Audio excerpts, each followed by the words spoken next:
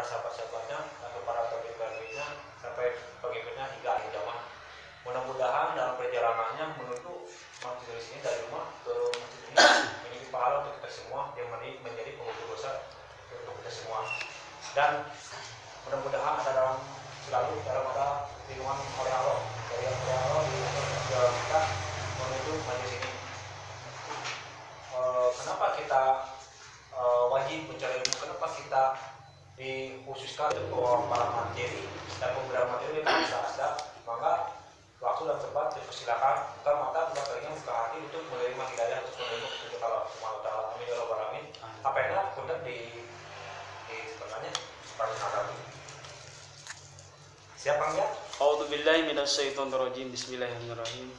Assalamualaikum warahmatullahi wabarakatuh. Waalaikumsalam warahmatullahi wabarakatuh. Alhamdulillahirabbil alamin. Wassalatu wassalamu ala asrofil anbiya'i wal mursalin wa ala alihi wa sahbihi ajmain. Asyhadu an la ilaha illallah wahdahu la syarikalah wa asyhadu anna Muhammadan abduhu wa rasuluh.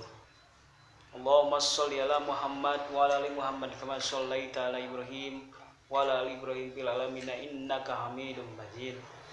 Qala Allah ta'ala fil Qur'anil Karim, a'udzu billahi minasyaitonir rajim. Bismillahirrahmanirrahim. Wattini wazzaitun wa turi sinin wa hadzal baladil amin laqad khalaqnal insana fi ahsani taqwim tsumma radadnahu asfala safilin. Shadaqallahul adzim alaihi.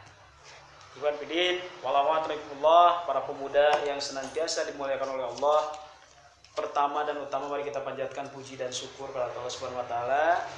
Alhamdulillah sampai kesempatan ini, sampai malam ini kita bisa hadir dalam suatu forum majelis ilmu yang senantiasa selalu dimuliakan oleh Allah, diberkahi oleh Allah, dan mudah-mudahan kita digolongkan oleh Allah dengan para mukminin wal mukminat,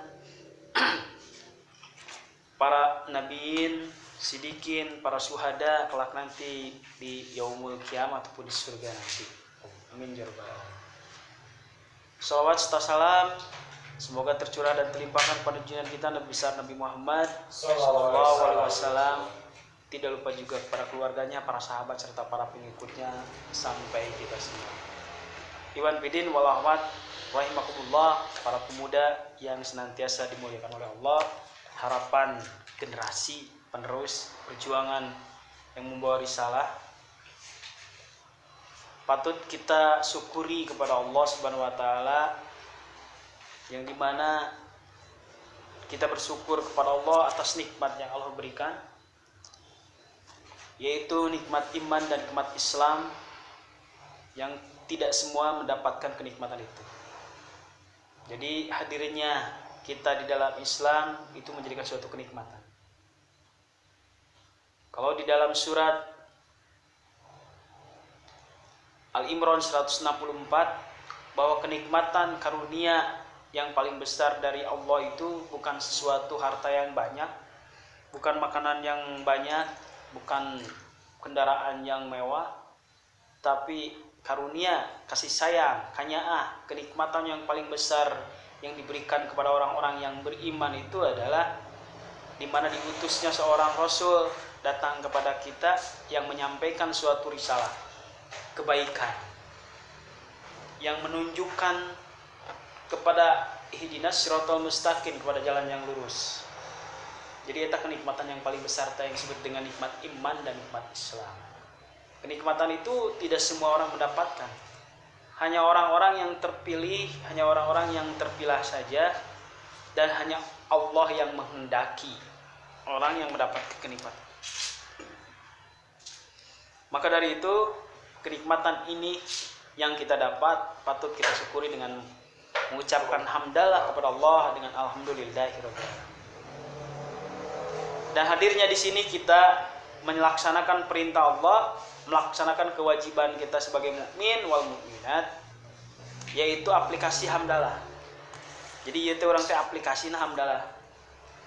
Bukan hanya di dalam lisan saja ketika mengucapkan hamdalah ataupun bersyukur kepada Allah, mengaplikasikan dengan melaksanakan perintah Allah dan Rasulnya. Ternyata aplikasi hamdalah teh Itu yang disebut dengan syukur. Iwan Fidin walawaturikumullah, di dalam surat At-Tin yang saya bacakan tadi, bahwa sesungguhnya manusia itu adalah diciptakan oleh Allah dalam kondisi yang sangat sempurna dan sesempurna-sempurnanya. Makhluk yang Allah ciptakan di alam dunia ini setelah makhluk-makhluk yang terdahulu ataupun makhluk yang ada sekarang, bahwa manusia itu adalah diciptakan yang paling sempurna. Secara berjalan, berbicara, komunikasi, duduk, makan dan yang lain itu manusia itu yang paling sempurna. Maka patut disyukuri oleh kita. Nah, makanya ketika daripada itu kita harus bisa meningkatkan derajat kita. Jadi yang pertama, Allah itu menciptakan makhluk. Yang namanya makhluk itu semua yang diciptakan oleh Allah itu adalah makhluk. Sekaligus yang disebut dengan benda mati, benda hidup itu adalah suatu makhluk Allah. Gunung pun itu adalah suatu makhluk, karena gunung pun pernah oleh Allah ditawarkan suatu amanah yang sangat besar. Langit pun itu adalah makhluk Allah, karena langit itu pernah ditawarkan oleh Allah untuk menjadi menguasai ataupun mengurus alam dunia. Dan gunung pun sama, ditawarkan menjadi khalifah untuk mengurus alam dunia ieu gunung jeung langit. Tapi mereka itu walaupun besar secara jasadiah menolaknya, karena mengurus alam dunia itu yang menjadikan khalifah di dalam surat Al-Baqarah 30 itu sangat berat. Dan manusialah yang dijadikan oleh Allah ataupun ditunjuk menjadi khalifah ataupun pengurus. Khalifah itu pengurus, pengganti, pemimpin. Itulah yang disebut dengan khalifah. Al-Baqarah 30. Iwan Fidin walawaturikumullah. Maka daripada itu, salah satu makhluk yang diciptakan oleh Allah, yang salah satunya itu adalah kita sebagai manusia. Derajat manusia itu adalah makhluk yang paling sempurna dan sesempurnanya diciptakan oleh Allah. Jadi manusia makhluknya. Yang namanya makhluk itu sama dengan hewan, jeung kambing, sapi dan lain-lain. Dia membutuhkan makanan karena untuk mempertahankan hidup. Dia membutuhkan biologis karena untuk memperpanjang keturunan. Itu yang disebut dengan makhluk. Manusia pun sama, membutuhkan makan, minum, dan biologis eta yang disebut dengan makhluk. Jadi, ya, ini materi yang disebut dengan marifatin nas namanya, mengenal diri. Apakah kita ini harus sama dengan makhluk yang lain sehingga kita diciptakan oleh Allah di dunia itu hanya butuh makan saja, melampiaskan biologis dan memperbanyak keturunan? Rugi kalau seperti itu. Seperti halnya di dalam surat wal asri innal insana lafi husrin. Sesungguhnya demi waktu bahwa manusia itu rugi. Jadi lamun kita hanya cukup menjadi manusia saja, yang dimana oleh Allah diberikan suatu kelebihan yang tadi sempurna tadi, hawa nafsu Allah berikan seperti makhluk yang lain. Tapi manusia diberikan kelebihan disebut dengan akal, pikiran. Yang namanya akal itu harus bisa mengembangkan. Kita harus bisa mengembangkan akal sampai sejauh mana bahwa manusia itu harus berbeda dengan makhluk-makhluk yang lain. Ketika paham-paham yang ada pada hari ini yang disebut dengan berbeda dengan makhluk-makhluk yang lain itu, manusia itu berlomba-lomba dengan sesuatu kekuasaan. Pokoknya mau saya harus berbeda dengan makhluk yang lain, maka dia ingin berkuasa. Saya harus berbeda dengan makhluk yang lain, bahwa saya itu harus banyak menguasai makanan, harus mempunyai tempat tinggal yang megah, kendaraan yang bagus. Itu pemikiran manusia yang dimana punya pemikiran yang duniawi.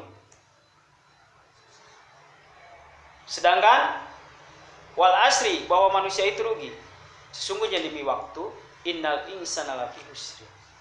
Sebetulnya manusia itu rugi lamun cukup seperti dengan hanya siga makhluk kumpul. Dahar, minum, biologis gitu. Rugi lamun gitu. Jadi kudu kumaha tuh Kang, bahwa manusia itu supaya tidak rugi. sedangkan bahwa saya ini makhluk yang paling sempurna dibanding yang lain. Wal asri innana lafi husnillah illal ladzina amanu. Maka derajat kita tingkatkan di sisi Allah, amanu menjadi orang yang beriman. Illal ladzina amanu, orang yang beriman itu adalah illal ladzina amanu wa amilus sholihati wa tawassaw bil haqqi wa tawassaw bis sabr. Yang selalu melakukan suatu perbuatan baik, kebaikan-kebaikan. Melakukan suatu ibadah, tunduk taat kepada Allah, dan selalu memberikan watawassaw bil haq watawassaw bis sabr, saling mengingatkan dalam suatu hal baik dan saling mengingatkan dalam suatu hal buruk. Itu yang disebut dengan orang yang beriman. Titik. Manusia akan naik derajatnya dengan makhluk-makhluk yang lain yang ada di muka bumi itu, supaya menjadi beda, tidak cukup hanya makan dan biologi saja. Tingkatkan di sisi Allah, tingkatkan di makhluk-makhluk yang lain, menjadi orang yang beriman, supaya kita tidak rugi. Kenapa? Karena ujung-ujungnya itu sebetulnya manusia itu makhluk yang paling rugi di sisi Allah. Watini wa zaitun. Dan di sini di dalam surat At-Tin, demi buah tin dan buah zaitun, waturisin, demi gunung Sina, wahazal baladil amin, dan demi negeri Mekah yang aman, tentram. Laqad khalaqnal insana fi ahsani taqwim. Jadi Allah itu bersumpah dengan beberapa, dengan demi buah tin, demi gunung, demi Mekah yang sangat makmur. Laqad khalaqnal insana fi ahsani taqwim. Sesungguhnya kami telah menciptakan manusia dalam bentuk yang sebaik-baiknya ataupun sesempurna-sempurnanya. Sepakatnya bahwa manusia itu adalah makhluk yang sangat sempurna.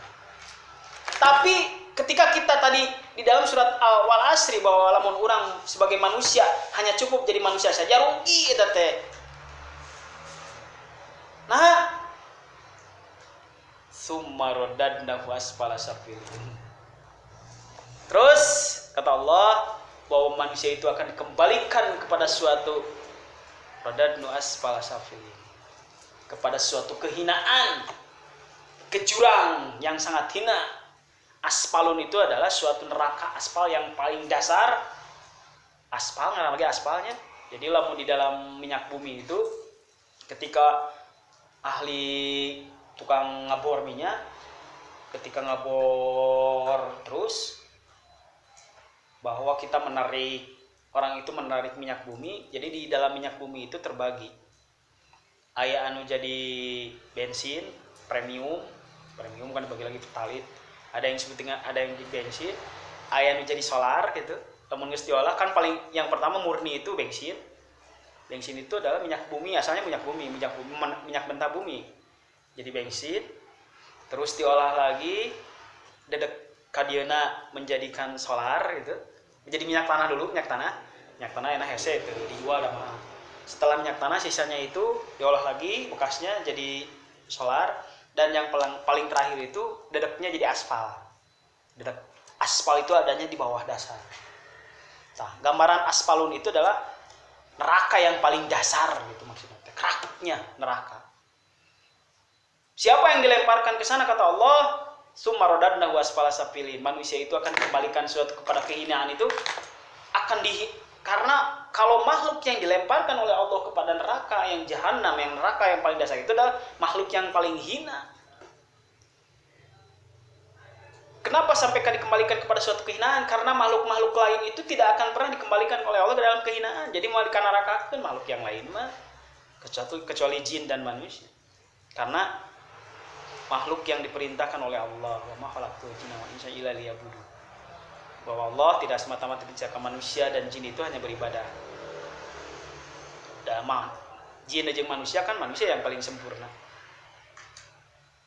Sumar dan wasfala safilin. Mereka itu dikembalikan. Guys, kembalikan kepada diri kita. Aplikatif. Tadi dalil, bahasan Al-Quran. Apakah kita ingin hanya cukup jadi manusia saja ataupun hanya jadi makhluk saja? Kurang hitung-hitungan, kita hitung-hitungan saja. Biar interaktif. Oke, ketika kita ingin jadi makhluk. Karena makhluk itu cukup kan ketika di dunia itu makan, minum, biologis, memperbanyak keturunan, eta makhluk namanya. Manusia gitu tuh, sama manusia kayak gitu. Lamun orang cukup gitu unggul, apa bedanya deh jeung domba, jeung me, jeung muning gitu ya. Kita harus bisa derajat kita harus bisa beda dengan makhluk-makhluk yang lain. Kan me gitu temani di baju ke jalan lempangannya gitu. Apakah ingin jadi makhluk? Era tukang manusia mah sempurna. Urang taikeun derajat urang jadi manusia. Bedanya manusia jeung makhluk itu, manusia karena punya pikiran, punya malu di bajuan. Tah geuningan pantes siga jelema ieu mah. Make baju ditutupan orang. Beda saeutik, ningkat derajatnya. Urang kan manusia. Tapi kata Allah di dalam beberapa ayat, lamun maneh hanya cukup jadi manusia aja masih tetap rugi. Naon bedana jeung me itu jeung domba jeung munding. Urang bandingkeun. Aya hiji patani Agarut teh naon bahasa Indonesia teh? Bajak sawah. Lamun baheula mah kan ngabajak sawah teh ku munding. Lamun aya nama munding lagi make mesin traktor gitu. Ketika ada seorang petani itu membajak sawah dari pagi gitu, ngabedug karena teh sabedug 75.000. Dia berkeliling. Otomatis yang bekerja di sawah itu dua makhluk. Hiji munding dari kalangan hewan, dua manusia dari kalangan manusia. Sama-sama makhluk Allah. Dia lagi bekerja. Udah bari nyanyinya, tinglah nyanyinya. Terus berputar dia itu untuk membajak sawah. Ketika jam 12, waktunya makan siang dan waktunya istirahat. Ecek si patani teh. Ning. Rada mentereng ieu, panas panon poe, urang istirahat heula we, ngisi heula. Ngisi munding ka sisi si patani tadi teh aja lemah ka sisi. Karena waktu makan siang munding dahar jukut da istirahat. Manusia makan siang da bawa. Bakal. Munding setelah beres makan bari udud dari patani banyak. Bari istirahat teleson munding bari jeung depah bari nunutan jelema sarua nunutan geus sadu. Setelah beres itu semua, lalu dia bekerja lagi. Terus. Lamun aktivitas seperti itu, siga urang gitu, urang siga gitu, apa bedana urang jeung munding? Munding dahar, urang dahar, munding istirahat, urang istirahat, munding gawe, urang gawe. Apa yang membedakan? Maka rugi. Urang bedanya apa di baju? Gua terbuka kaera, karena kalau kita manusia, tapi ketika aktivitas dalam 24 jam ataupun 12 jam, apa bedanya jeung munding? Dia kerja, kita pun kerja sama bareng-bareng. Dia istirahat, saya pun istirahat. Dia makan sama makan. Makanya kata Allah, illal ladzina amanu, kecuali orang-orang yang beriman. Kumaha orang-orang yang beriman itu? Yang akan membedakannya itu sedikit sebetulnya mah, hanya beberapa detik dan beberapa menit saja. Berenang hiji ari manusia mah ketika ada mulai gawe bismillahirrahmanirrahim. Bismillahirrahmanirrahim da mending mah teu bisa gawe dah. Maka aktivitas 12 jam itu akan jadi nilai terus lamun dinu speedometer mah putaran mesin teh terus jadi pahala. Ting ting ting ting ting ting ting ting ting karena terus dia itu diawali dengan basmalah. Setelah istirahat dia makan dan lain-lain yang membedakan itu maka sholat. Si manusia itu ambil air wudhu dan dia sholat. Dai mending mati salat. Makanya ketika derajat ini cokot cakapnya. Ohnya. Dan itulah yang membedakan. Ketika adaan Allahu Akbar jam 12, henteu sarua jeung munding, sare jeung istirahat, tapi manusia itu ambil air wudu. Itu yang membedakan itu sebetulnya sedikit, tapi derajatnya itu lebih tinggi daripada makhluk-makhluk yang lain. Maka disebut kata Allah, alladzina yu'minu ataupun illalladzina amanu, kecuali orang-orang yang beriman. Tak eta ngabedakeun jelema makhluk lain dengan yang disebut dengan orang ataupun makhluk yang lain itu adalah amanu, beriman kepada Allah. Ya, besi ieu mah apa bedanya dengan kita bangun tidur lalu aktivitas sekolah ataupun kerja, istirahat makan, istirahat teleson, kerja lagi, pulang ke rumah, tidur lagi, gawe deui. Belah mana taat dan tunduk, sujud dan rukunya kepada Allah untuk menaikkan derajat kita sebagai makhluk Allah dibanding dengan makhluk yang lain. Tetap yang membedakan itu menjadi nilai derajat naik itu adalah sujud dan ruku kepada Allah. Disebut dengan tadi sholat, ibadah, tetap nggak usah lama lah. Itu yang membedakan dengan makhluk yang lain lah gitu. Kurang gitu. Sholat subuh orang kumaha, duhur orang kumaha, asar orang kumaha. Sholat itu imanuddin, bahwa sholat itu adalah tiangnya agama. Barang siapa yang meninggalkan satu waktu sholat, maka dia telah menghancurkan agamanya. Barang siapa yang meninggalkan satu waktu sholat, maka kupurlah dia. Aingaran kupur itu berarti dia itu telah lepas dari keimanan. Satu waktu sholat saja ditinggalkan oleh iwan fillah, kupur, sama dengan menghancurkan agama. Saya makan ketika waktu istirahat dalam kerja ataupun sekolah, udah beres sekolah teh, kayaknya nggak bisa langsung sholat, harus istirahat dulu, makan dulu, ya tidak apa-apa, niatkan dulu, karena kan bahaya oge ketika lamun sholat orang ingatkan udahar, aduh kurubuk beteng, tadi teh bekal teh namanya, ku istri teh dibekalan lah jadi tepugu gitu, wah sholat, nah mending tuang lah, tenang, apa-apa, Allah Maha Pengampun dari segala. Nah itu yang disebut dengan membedakannya makhluk lain dan manusia. Itu yang disebut dengan marifatin nas, mengenal jati diri kita. Karena manusia itu adalah makhluk yang paling rugi, dan manusia itu akan dikembalikan kepada suatu derajat yang paling rendah, dilemparkan kelak nanti. Ya, siap tidak meninggalkan sholat? Putih, pernah meninggalkan sholat? Pernah. Lamun datang bulannya teman-teman. Ketika seorang wanita itu datang bulan itu, maka haram ketika melakukan sholat. Dan ketika ditinggalkan sholatnya itu, dia pahala sholatnya itu akan mendapatkan 7 hari. Dia tetap mendapatkan pahala sholat. Namun 7 hari akan berapa beda-bedanya, tetap dia itu akan mendapatkan pahala sholatnya itu tetap, karena taatnya dia itu kepada syariah, kepada aturan Allah, bahwa orang uhti itu ketika datang bulan itu tidak boleh sholat gitu, tetap pahala sholat. Namun tidak syar'i meninggalkan sholat, ada yang namanya sholat itu syar'i tidak syar'i tidak boleh ditinggalkan. Ya kalau kecuali tadi lah.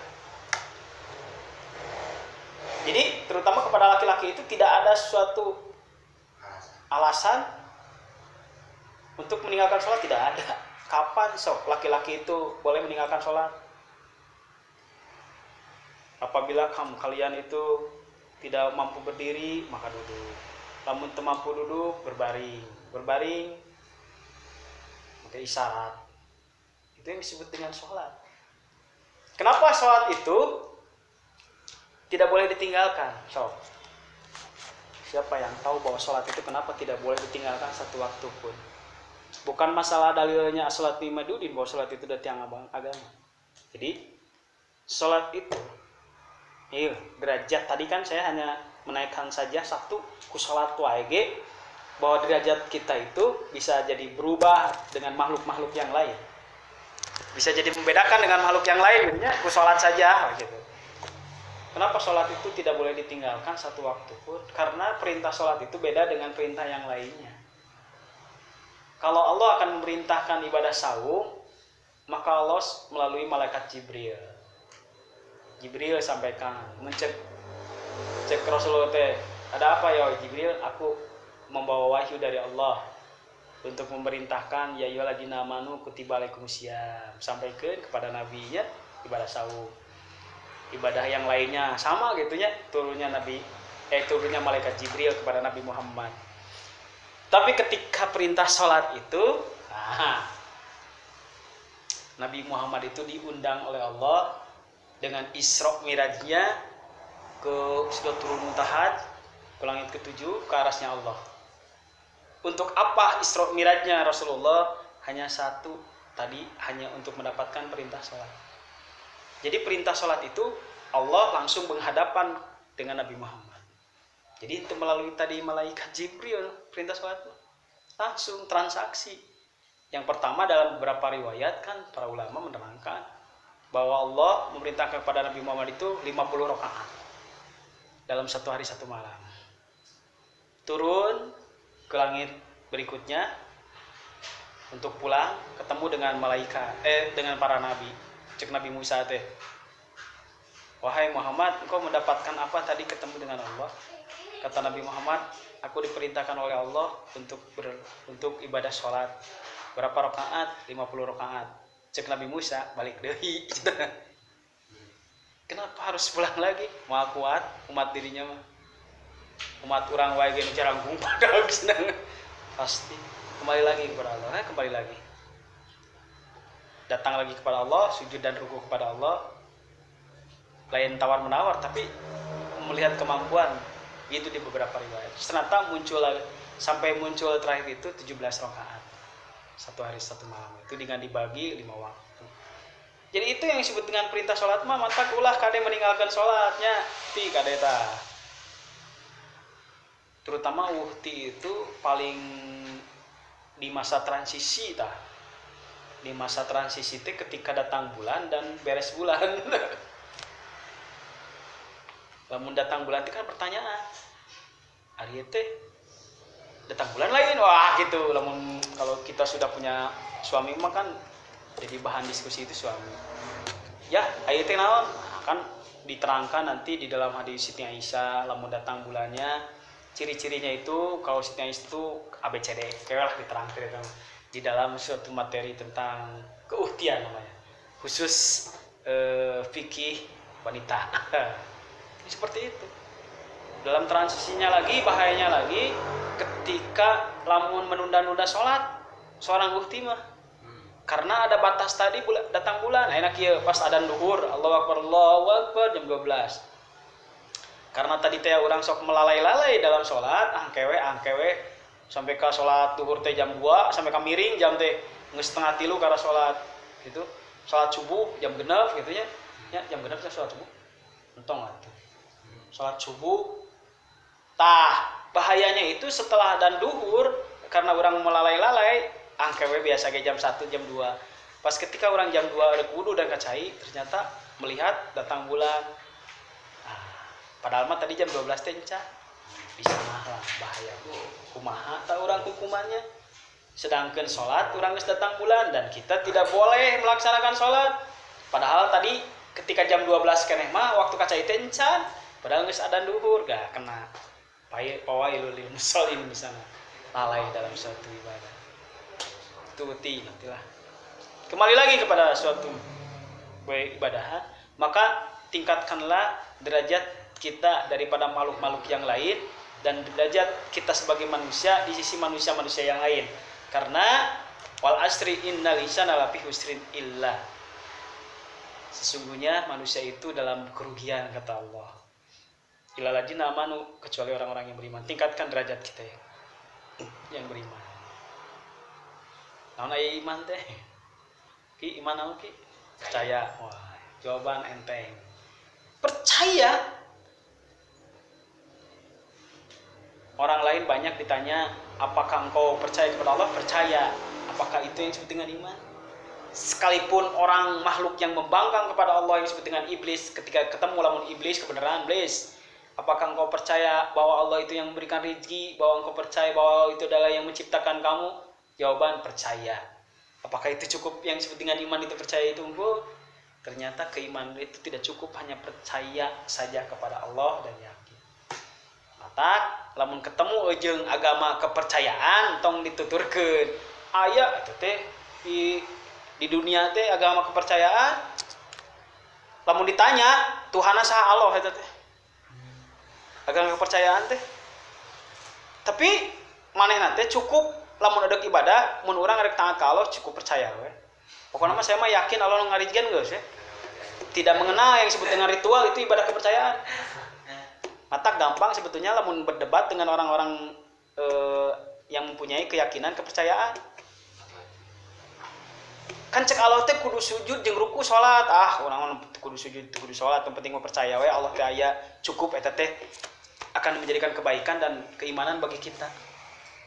Urang geroan we, eta mah urang main logika we tuh ka dieu lah. Diuk, ngariuk, kita bermain logika. Oke. Tawarkan nasi padang, bawa sabungkus meuli. Siapkeun nasi padang tah. Ieu oga mah yang kepercayaan tadi. Saya rek nanya ka dirinya percaya teu lamun dahar nasi padang ataupun nasi padang itu bisa jadi wareg? Percaya saya. Tong dihakan ku sia wareg moal. Yang moal berarti kudu yang disebut dengan percaya itu ada sesuatu yang harus diusahakan. Kakara wareg. Percaya tuh yang disebut dengan makan nasi padang itu adalah menjadikan kita kuat dan wareg. Percaya geus cukup percaya hungkul maneh mah nasina mah ku saya we dahar. Bagi atuh supaya wareg. Kan maneh mah percaya hungkul kalau gitu kudu sujud jeung ruku. Nah, jadi yang disebut dengan percaya tidak cukup dengan percaya tapi harus ada aplikasi dalam suatu hidup. Tadi diperintahkan sujud dan ruku. Itu lamun aja orang kepercayaan. Makanya iman itu kita sempurnakan, bukan hanya cukup dengan percaya saja. Dalam hadis tasdik biqalbi, yakin jeung hatena. Eta iman. Iqraru bilisan, ucapkeun ku lisan la ilaha illallah Muhammadar Rasulullah, itu keimanan. Yang terakhir pembuktian. Tadi teh amalun bil arkan. Amal buktikeun ku perilaku. Sok lamun maneh percaya ka Allah, jeung hate-hatena jeung mengikrarkan keimanan itu. Seperti Abu Bakar mengikrarkan keimanan la ilaha illallah, seperti Sayyidina Umar mengucapkan keimanan la ilaha illallah. Seperti yang lainnya mengucapkan keimanan dia kepada Allah. Dan sebelum Nabi Muhammad itu diutus Allah sebagai rasul, orang-orang Quraisy itu dia itu percaya kepada Allah, jangan salah. Percaya kepada agamanya Nabi yang dibawa oleh Nabi Ibrahim karugun teh. Makanya sebelum Nabi Muhammad diutus Rasul itu orang-orang Quraisy itu pada waktu itu biasa ada ibadah haji, ada tawaf, ada syarat ibadah haji we. Cuman ritual haji nanti nya ditambah-tambah lah sampai harus menyembelih. Lamun punya anak wanita itu disembelih seperti Sayyidina Umar kan tobatnya gitu. Ketika dia punya anak seorang wanita itu disembelih dah hina katanya. Dulu itu seperti itu. Itu yang disebut dengan zaman di Quraisy pada waktu itu. Namun cukup hanya percaya saja dengan keyakinan saja karena iqraru bilis, tasdik biqalbi kudu hate-hatena. Ya, iman teh kudu jeung hatena ki. Jeung hatena teh kan lamun hareureuy jeung hatena teh maneh. Heureui ka aing teh. Kan lamun teh jeung hatena mah lah teu naon lah gitu heureui ge. Ada maneh mah teh jeung hatena bae lah. Berarti kan hati itu adalah menentukan sesuatu bahwa ieu teh jelema teh bener teu gitu kan. Siapa ngomong teh beludagan wae jeung hatena teu urang biasa we heureui bae lah teh jeung hatena mah kan gitu. Jadi urang keimanan kita kepada Allah itu kudu jeung hatena, yakin tasdik biqalbi. Ya. Tapi kan yang disebut dengan hati itu sesuatu yang tersembunyi yang tidak semua orang tahu. Benar Ki? Hati itu suatu perasaan yang tersembunyi yang dimana orang tidak tahu. Apa kalau tidak tahu Allah mah tahu. Cuman orang-orang yang ada di sekitar seperti salah satunya Rasulullah Nabi Muhammad tidak tahu hatinya soal manusia itu. Jelema ieu mah kan aing apa hati sia mah, sia mah hati buruk. Sing leuwih-leuwih Nabi Muhammad, leuwih-leuwih Nabi, so tahu gitu. Emang hati orang kumaha gitu orang ieu keur jadi hati gitu. Ada suatu riwayat di dalam suatu perang gitu, Sayyidina Ali itu ketika ingin berhadapan dengan seorang musuh gitu. Ketika yang disebut dengan apa yang disebut dengan Islam itu adalah la ilaha illallah Muhammadur Rasulullah, itu yang disebut dengan Islam. Apa yang disebut dengan tauhid, la ilaha illallah, tiada Tuhan selain Allah, itu disebut dengan tauhid. ketika ingin menebas musuh orang kafir Sayyidina Ali, lalu musuh itu mengucapkan la ilaha illallah Muhammadur Rasulullah. Cek Sayyidina Ali teh, masya mau waduh kah? Sikat, disikat itu musuhnya. Tapi ketika pulang ragu dalam dirinya itu, lalu datang kepada Rasulullah. Ya Rasulullah, ketika di medan perang tadi aku menebas leher musuh, tapi sebelumnya dia itu mengucapkan la ilaha illallah. Aku tahulah dia itu Pak mencuk orang munafik lah, ingin menyelamatkan, kata Rasulullah. Ketika nanti suatu saat ketemu lagi seperti itu, maka lepaskan. Jadi seseorang yang telah mengucapkan la ilaha illallah berarti dia itu jadi Islam gitu. Maka haram darahnya untuk mengalirkan. Tapi ya Rasulullah, cuk orang mah saya yang menentukan hati benar dan tidaknya itu adalah dia dengan Allah gitu. Jadi pakum bidawahir ya geus buktina kitu nyatana berarti geus lepaskeun. Nah, jadi hati itu adalah tersembunyi. Hanya dia yang tahu, yang Allah. Tapi tetap harus dengan yakin. Nah, untuk meyakinkan deh kata Allah, kata para ulama, iqrar bil lisan, sok ucapkeun lamun maneh bener ki jeung hatena. Dinu hate teh kieu saya teresep ka Kang Asda. Mau coba wae, waduh wae. Pikir hate gitu. Tapi dinu beungeut teh biasa we gitu tah. Sok lamun bener dirinya ngewa omongkeun, heuh aing teresep ka sia. Ah kan bener berarti bukti. Amin. Itu tukang we guru tua ya kan. Wang. Nah, itu berarti bukti kan? Oh, bukti gitu. Nah, dibuktikan deui jeung perilaku. Naon ngajauhan wae ayeuna mah. Paingan we lamun aya paingan lamun aya si Gani euy ban motor urang kempes wae da ngewa euy dikempesan terus dan dibuktikan dengan perilaku. Maka keimanan itu bukan hanya dalam tasdik yakin unggul dalam hati, tapi perlu pengikraran. Dalam suatu beberapa hadis kan iqrar bil lisan. Apa ikrarnya keimanan itu? Tauhid. Apa yang disebut dengan kalimat tauhid? La ilaha illallah Muhammadur Rasulullah, tidak ada lain. Kalau di dalam hadis itu barang siapa yang seseorang mengucapkan la ilaha illallah sebelum mati maka jannah, surga jaminannya. Lamun jelema geus mengucapkan la ilaha illallah Rasulullah jannah. Yakin teu? Sok jangan tanyakeun ka ulama jeung ustaz lain. Barang siapa yang sebelum mati monar mati teh apa mati. Barang siapa yang sebelum mati mengucapkan la ilaha illallah jannah, maka jaminan surga. Yuk tanyakeun. Yakin, percaya harus yakin, dah bener. Mana jadi masalah kapan sebelum mati itu? Sebelum mati kapan? Di mana-mana ge sebelum mati mah keur hirup lain ke sakarat gitu. Da ke sakarat mah bisa lah ya. Mumpung kerja-kerja gene ucapkan supaya jannah mendapatkan surga. La ilaha illallah Muhammadur Rasulullah dengan yakin. Tak eta jannah. Dalam hadis yang lain, barang siapa seseorang yang telah menguatkan dengan la ilaha illallah, maka Allah akan menghapus segala dosanya. Seorang siapa? Itu orang mukmin itu ketika dia itu mengungkapkan la ilaha illallah Rasulullah, maka terhapus seluruh dosanya. Dan Allah akan melipat gandakan pahala-pahala 10 kali lipat. Dan Allah akan mencatat dosanya sesuai dengan dosanya. Lamun pahala diganti ku Allah ataupun dicatat 10 kali lipat, lamun dosa sesuai dengan dosanya itu. Dosa letik dosa gede. Itulah seseorang apakah tidak tersentuh dalam diri kita iqrarul bil lisan, ucapkan dengan lisan lain. Keimanan itu harus diikrarkan. Makanya derajat kita itu harus jadi iman. Dan iman itu bukan hanya angan-angan. Angan-angan apa? Harapan ataupun angan-angan itu hanya hayalan. Pokoknya mah aing mah iman tah. Tidak gitu, harus ada sesuatu yang dikuatkan dalam diri kita. Ngan terakhir anu katiluna tasdik atau apa? Amalun bil arkan. Amalkeun cik buktikeun ku langkah. Mun bener mana iman, buktikeun ku wujud jasad. Naon? Sujud jeung ruku, sujud jeung ruku tadi membuktikan.